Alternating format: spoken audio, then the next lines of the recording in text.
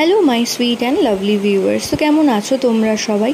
আজকে আবারও চলে এসেছি নতুন আরেকটি ইনফরমেটিভ ভিডিও নিয়ে। আজকের ভিডিওতে আমরা কথা বলবো গর্ভাবস্থায় গর্ভবতী মায়ের নখ এবং চুল দেখে কি করে বুঝবে যে গর্ভের আগত সন্তানটি একটি পুত্র সন্তান আসতে চলেছে।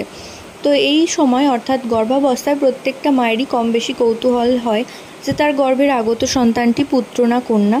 তো সেই বিষয়ে আজকের আলোচনার পাশে থাকার জন্য অবশ্যই চ্যানেল সাবস্ক্রাইব করে চ্যানেলের পাশে থাকার অনুরোধ রইল, এবং পাশে থাকা যে বেল আইকন রয়েছে সেটা কিন্তু অবশ্যই প্রেস করে রাখতে হবে। এতে করে ভিডিও যখন আপলোড করব তো তখনই সেই মুহূর্তে আপনারা নোটিফিকেশান পেতে থাকবেন। তো থ্রু আউট প্রেগনেন্সিতে যদি দেখেন কোনো গর্ভবতী মায়ের চুল দিনে দিনে ঔজ্জ্বল্য বাড়ছে, তার সাথে সাথে চুলের ঘনত্ব এবং চুলের পরিমাণ ধীরে ধীরে অনেক বেশি বেড়ে যাচ্ছে।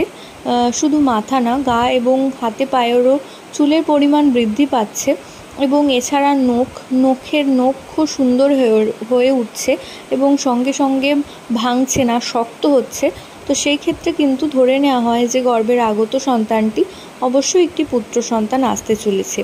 তো এটি অবশ্যই বৈজ্ঞানিকভাবে এর কোনো ভিত্তি নেই, এগুলো ওল্ড ওয়াইফস টেলস এবং পুরনো দিনের মা কাকিমাদের ধারণা থেকে এই সমস্ত মতভেদ বা মতামত প্রকাশিত হয়েছে। তো আশা করছি ভিডিওটা আপনাদের কিছুটা হলেও কাজে আসবে। তো প্রত্যেকে ভালো থাকুন, সুস্থ থাকুন এই কামনা করে ভিডিও এখানেই শেষ করছি।